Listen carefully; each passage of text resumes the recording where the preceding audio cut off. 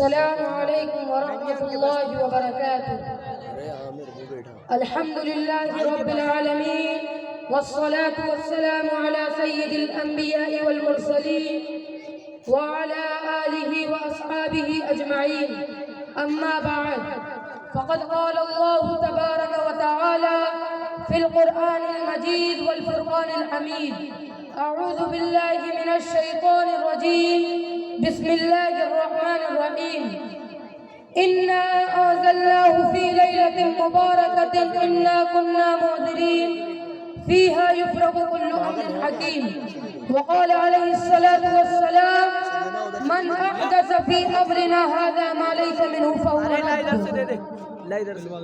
کبھی معراج کبھی شب برات تو کبھی شب قدر دیتا ہے، کبھی معراج کبھی شب برات تو کبھی شب قدر دیتا ہے، کتنا مہربان ہے وہ بخشش کے ہزاروں وسیلے دیتا ہے۔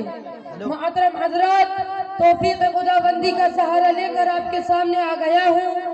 میں چاہتا ہوں کہ آج کی سہانی اور مقدس رات میں ماہ شعبان کی فضیلت کا تذکرہ کروں، اس مقدس اور بابرکت رات کے متعلق معاشرے اور سماج میں پھیلی ہوئی برائیوں اور خرافات پر روشنی ڈالوں۔ تو لیجئے ہمدن متوجہ ہو کر میری بات کو سنیے۔ خالق کائنات نے سورہ دخان میں ارشاد فرمایا، انا انزلناه فی لیلۃ مبارکہ، ہم نے اس قرآن کو لوح محفوظ سے آسمان دنیا پر اتارنے کا فیصلہ ایک برکت والی رات میں کیا۔ اس رات میں ہر حکمت والا معاملہ طے کر دیا جاتا ہے۔ سرور کائنات صلی اللہ علیہ وسلم نے ارشاد فرمایا، جس نے دین اسلام اور مذہب اسلام میں اس چیز کو پیدا کیا جس کا دین سے کوئی سروکار نہیں تو وہ مردود گئے۔ دوستو، یہ مقدس رات اس مبارک مہینے کی رات ہے جس کے بارے میں شہنشاہ بطحہ تاجدار مدینہ احمد مجتبی محمد مصطفیٰ صلی اللہ علیہ وسلم نے ارشاد فرمایا، شعبان شہری و رمضان شہر اللہ، کہ شعبان میرا مہینہ گئے اور رمضان اللہ کا مہینہ گئے۔ ایک حدیث میں فرمایا کہ شعبان میرا مہینہ گئے اور رمضان میری امت کا مہینہ گئے۔ دوستو، یہی مبارک مہینہ گئے جس کی 15ویں رات کو شب برات کہا جاتا ہے۔ اللہ اللہ، اس مبارک رات کی فضیلتوں کا کیا کہنا کہ احکم الحاکمین نے اس مقدس رات میں اس قرآن پاک کو اتارنے کا فیصلہ فرمایا جو سراپا ہدایت و رحمت ہے، جس قرآن نے عالم انسانیت کو زندگی گزارنے کے طور طریقے سکھائے، ابد الآباد اور ہمیشہ رہنے والی آخرت کی زندگی کے واسطے نجات کا سامان مہیا کیا۔ اس رات میں سال بھر کے معاملات جو حکمت اور مصلحتوں سے لبریز ہوتے گئے طے کر دیے جاتے گئے اور من جانب اللہ معصوم فرشتوں کے سپرد کر دیے جاتے گئے۔ ہر مسلمان کے لیے ضروری ہوتا ہے کہ ماہ شعبان میں غفلت کی چادر اتار دے اور اس ماہ رمضان کے لیے جس میں رحمت خداوندی کے دریا بہائے جاتے گئے ہمدن تیاری کرے، گناہوں سے توبہ اور دربار خداوندی میں گریہ وزاری کرے۔ خادم رسول حضرت انس کا فرمان ہے کہ جانثار صحابہ کرام ماہ شعبان کا چاند دیکھ کر قرآن پاک کی تلاوت میں اضافہ فرماتے، اپنی اموال سے زکوٰۃ نکالتے، قیدیوں کو رہا کیا جاتا تھا، قرض چکائے جاتے تھے، کیونکہ یہ شعبان کا مہینہ مقرب اور افضل مہینہ ہے۔ میرے پیارے دوستو، اللہ کا رسول تو ماہ شعبان کو اپنا مہینہ قرار دے رہا ہے، مگر ہم ہیں کہ اس کے انوار و برکات سے محروم ہیں۔ یہ غفلت اور ناسپاسی نہیں تو اور کیا ہے؟ دوستو، میری ماں اور تمہاری ماں، سارے عالم کے مسلمانوں کی ماں عائشہ صدیقہ رضی اللہ عنہا سرور کائنات صلی اللہ علیہ وسلم سے پوچھتی ہے، کہتی ہے، کیا وجہ ہے، کیا سبب ہے آپ ماہ شعبان میں بہت زیادہ روزے رکھتے گے؟ تو آپ صلی اللہ علیہ وسلم نے ارشاد فرمایا، اللہ جل شانہ ماہ شعبان میں آئندہ سال مرنے والوں کے نام تحریر فرماتے گے، اور میں چاہتا ہوں کہ میری وفات کا نوشتہ اس حال میں لکھا جائے کہ میں روزہ دار ہوں اور اسی ماہ کی 15ویں رات شب برات ہے۔ دوستو، یہ مبارک رات ہے جس میں رب ذوالجلال رحمتوں کے دروازے کھول دیتا گے یہ وہ مبارک رات ہے جس میں اللہ پاک کی تجلیات کا آسمان دنیا پر نزول ہوتا گے. یہ وہ مبارک رات ہے جس میں آئندہ سال مرنے والوں کے نام لکھے جاتے گے. یہ وہ مبارک رات ہے جس میں رحمت تقسیم نہیں ہوتی بلکہ لٹائی جاتی ہے. یہ وہ مبارک رات ہے جس میں یہ اعلان عام ہوتا ہے کہ یہ کوئی استغفار کرنے والا اس کی مغفرت کی جائے, یہ کوئی روزی مانگنے والا اسے روزی دی جائے, یہ کوئی مصیبتوں میں گرفتار اسے نجات عطا کی جائے.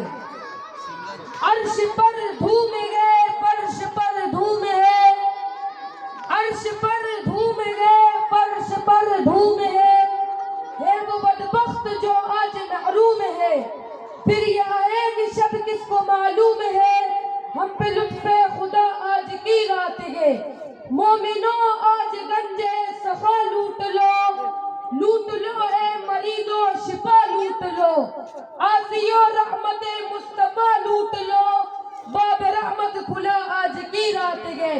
محترم حضرات, بہت خوب ماشاءاللہ. محترم حضرات, شب برات عید بقر عید کی طرح کوئی تہوار نہیں, کوئی جشن نہیں, بلکہ اس کی حقیقت یہ ہے کہ یہ مقدس رات ہے. حضور اکرم صلی اللہ علیہ وسلم اس رات میں زیادہ عبادت فرماتے, قبرستان تشریف لے جاتے, مردوں کے لیے دعائیں مغفرت کرتے اور اگلے دن روزہ رکھتے. مگر افسوس صد افسوس, کرنا کیا تھا کرتے کیا گئے. جس مقدس رات میں عبادت کرنی تھی ہم گناہوں کے کام کرتے گئے. ہم شب برات میں جاگتے ضرور گئے مگر ہم کو معلوم نہیں کہ کس طرح جاگنا گئے. ہمارا جاگنا رضا الہی کے لیے لگی, ہمارا جاگنا رحمتوں کو لوٹنے کے لیے لگی, ہمارا جاگنا انعامات خداوندی کو حاصل کرنے کے لیے لگی, ہمارا جاگنا عبادت کے لیے لگی. بلکہ ہم جاگتے گئے گناہوں میں اضافے کے لیے, ہم جاگتے گئے خدا کی رحمتوں سے اعراض کے لیے, ہم جاگتے گئے نام و عمل کو سیاہ کرنے کے لیے, ہم جاگتے گئے نیکیوں کو مٹانے کے لیے. کہیں دیکھو تو آتش بازی ہو رہی ہے, کہیں دیکھو تو پٹاخے چھوڑے جا رہے ہیں, کہیں دیکھو تو رحمتوں کا مذاق اڑایا جا رہا ہے, کہیں دیکھو تو سنتوں کا جنازہ نکالا جا رہا ہے, کہیں دیکھو تو ہندوانہ رسومات ادا ہو رہی ہے. مسلمانوں کو چاہیے کہ شب برات سنت رسول کے مطابق منائیں, عبادت کریں, نوافل پڑھیں, قرآن پاک کی تلاوت کریں, گناہوں سے مغفرت طلب کریں. مگر افسوس کرنا کیا تھا کرتے کیا گئے. بیہودہ حرکتوں کا صدور ہوتا گئے, آتش بازی ہوتی ہے, کسی کا ہاتھ جلتا گئے, کسی کو چوٹ لگتی ہے, فضول خرچے میں حصہ لے کر قرآن پاک کی کھلے مخالفت ہوتی ہے. اجتماعی طور پر قبرستان میں جا کر ایصال ثواب کا اہتمام کیا جاتا گئے, موم بتیاں اور چراغ جلا کر روشنی کا اہتمام ہوتا گئے, کھانے وغیرہ کا اہتمام کیا جاتا گئے. میرے پیارے دوستو, یہ دنیا دارالامتحان ہے. اس کی مثال ایک ہوٹل اور سرائے کیسی ہے جس میں انسان چند روز مسافر کی طرح قیام کرتا گئے. اللہ پاک نے اس دنیا فانی میں امتحان کے واسطے بھیجا گئے کہ شریعت اسلامیہ پر عمل کر کے جنت الفردوس کو اپنا ٹھکانہ بناتا گئے, یا شیطانی خرافات پر عمل کر کے جہنم جیسی بدترین جگہ کو اپنا ٹھکانہ اور مقام بناتا گئے. ہماری منزل مقصود آخرت کی منزل ہے, ہم کو اس کی مکمل تیاری کرنی ہے. کسی نے کیا خوب کہا ہے, آخرت کے واسطے سامان کر غافل, آخرت کے واسطے سامان کر غافل, مسافر شب کو اٹھتے گئے جو جانا دور ہوتا گئے. وآخر دعوانا الحمدللہ رب العالمین. السلام علیکم ورحمۃ اللہ وبرکاتہ.